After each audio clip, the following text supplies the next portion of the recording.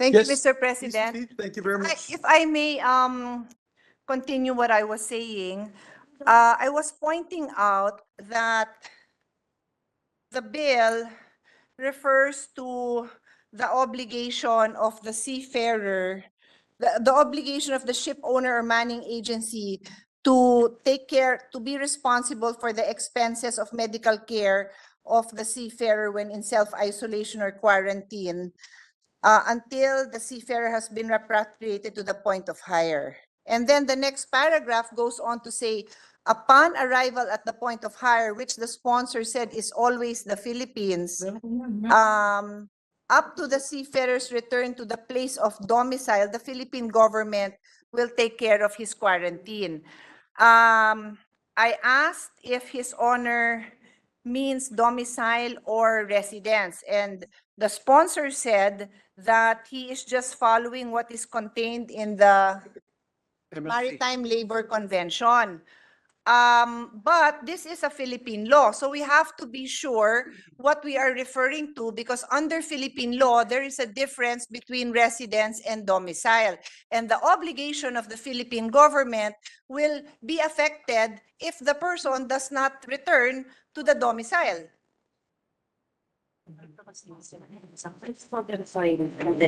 Meron siyang right to choose kung ano yung final repatriation destination niya. Okay. It's either the point of hire or point of domicile. Point of domicile is permanent.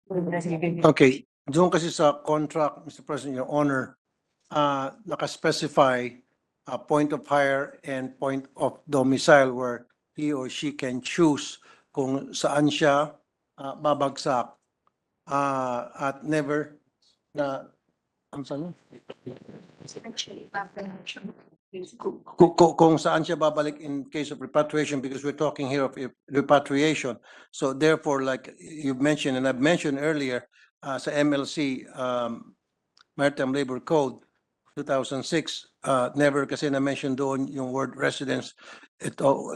They always use the term domicile in referring to the seafarer after he or she's been repatriated. So may point din po kayo dahil Philippine law ang pinairal natin dito.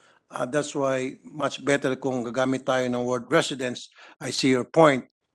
On the other hand, dito po kasi sa MLC, maging dun sa contract nitong seafarer sa SEC, sa Standard Employment Contract, doon po sinusulat niya kung saan ang kanyang permanent domicile and never na-mention doon ang word residence. Kasi kung maglalagay tayo ng another word doon na wala po sa Standard Employment Contract at wala po sa MLC, medyo magulo po yun, Mr. President, Your Honor.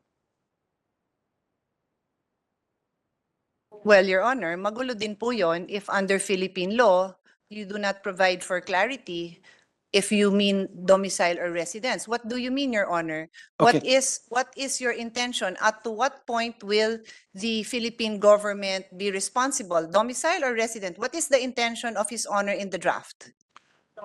Oh. The residence or the address given by the sponsor. Okay, the domicile is same as the address given by the seafarer when he signed his contract doon po sa SEC, Standard Employment Contract. Doon po nakalagay yung kanyang exact address under the word domicile. Ganon din po doon sa MLC, yung word domicile ang means na yun po yung kanyang place of residence. And again, I would like to put it on record na I see your point, Your Honor, na this is Philippine law we're talking about. Dapat under Philippine law, gamitin natin yung word residence.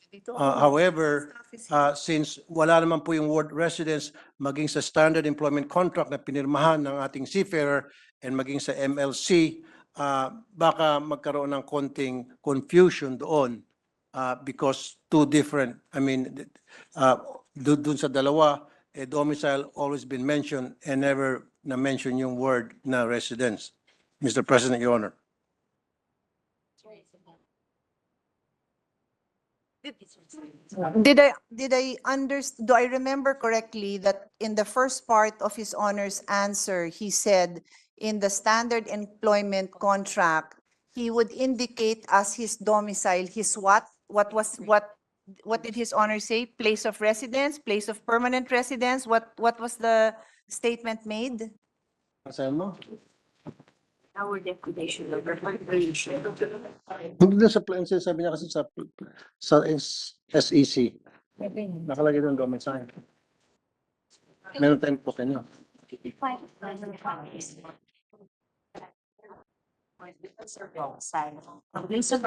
Saan din sa SEC to? Okay. Your Honor, sa kanyang standard employment contract, again,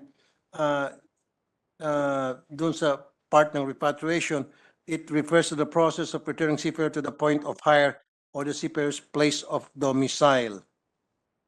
Yun po yung nakaspecify doon sa SEC, Your Honor. But earlier, Your Honor, you said that the SEC states the domicile as something. You said that. What was that? I'm just asking for Yeah, His Honor to repeat that because I will try to help His Honor clarify the intention. If he just repeats, what did you say, permanent residence or current residence? The place of domicile is the address written by the seafarer as his place of residence. Okay. Listed in Okay. the S standard employment contract, he or she states there his place of domicile as his home address. Your Honor. Okay, Your Honor, what I am trying to explain is under Philippine law, there is a difference between domicile and residence. So in your standard employment contract, if a seafarer will indicate a particular address and it says domicile, then that is different from residence. If it says residence, then that is different from domicile. And I would insist that Philippine law would govern. So the obligation of government is affected if he will not be able to return the seafarer to the place of domicile because that is different, that could be very different from the place of residence. So it is important that His Honor tells us what is the intention. Where do you want the seafarer to be returned? Okay. I thought, Your Honor, my team already talked to your team and they already agreed on that matter. Your Honor, it is the sponsor and I who will agree. No, So- yeah, I understand, Your Honor, but for the sake of brevity or for the sake of na para mapaiksi tayo and Pero kailangan ho nagkakaintindihan yes, tayong dalawa. magkakaintindihan tayo, Your Honor. Na magkakaintindihan tayong dalawa, Your Honor. Bakit natin pinag-aawayan yung domicile and Hindi natin pinag-aawayan. place of Iwanag ko residence. lang po ang use of terms natin because they have significance, Your Honor. what's the significance? What is the significance, Your Honor? I What's the think, significance I of think- domicile and place of residence? I What's so think, Your important? Honor, your lawyer should be the one informing you what is the difference of domicile and residence. I've already been pointing out that there is a difference. If your team cannot. But Your Honor, like I said, under the MLC convention provision, domicile refers to the home address. And in the SEC, it's the same when the seafarer filled out his SEC form, place of domicile there refers to his address. In the MLC and in the SEC, domicile means home address.